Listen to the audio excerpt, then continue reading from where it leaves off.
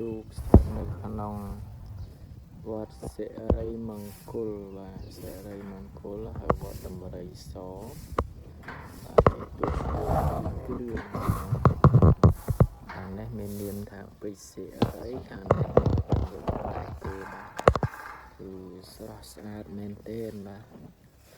យើងចូលទៅក្នុងអាកាសទេបាទជាប់សោបាត់ទៅហើយ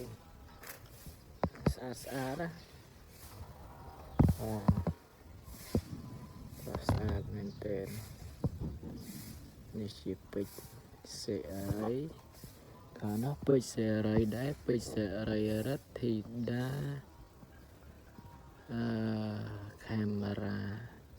អមរ៉ៃកាមេរ៉ាអមរ៉ាសុកសែនជ័យបាទនេះនេះដាច់ស្អាតមែនទែនបាទស្អាតណាស់បងបាទទូកមួងឡើងគំនូស្អាតណាឡើងគំនូស្អាតទូកនៅវត្តសិរីមង្គលវត្តដំរីស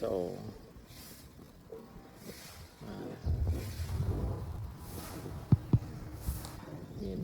ថ្មីមានចាស់មានទាំងអស់3គ្រឿងខាងក្រៅរោងនោះមកគ្រឿងដែរបងប្អូនស្អាតក្រៅរោងនោះគឺជីដូនជីតាទូកហើយបាទនេះបច្ចុប្បន្នស្អាតណាជាទូកមួងបងប្អូនអាចមកទស្សនាបាននៅវត្តដំរីសឬវត្តសិរីមង្គលហើយវត្តដំរីសស្រុកមុខកំពូលខេត្តកណ្ដាលបាទគឺល្អស្អាតតែយើងមិនអាចចូលទៅក្នុងបានដោយសារជាប់សោហើយនេះចាក់សោថែរក្សាបងប្អូនបាទហើយបងប្អូនវីដេអូមានតែប៉ុណ្្នឹងទេជូនបងប្អូនទស្សនាពីខាងក្រៅរោងទៅបា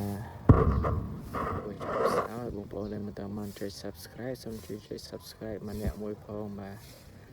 ដុំពេជ្រចាំងផ្លែតបាទបងប្អូនអរគុណជំរាបលាទាំងអស់គ្នាបងប្អូន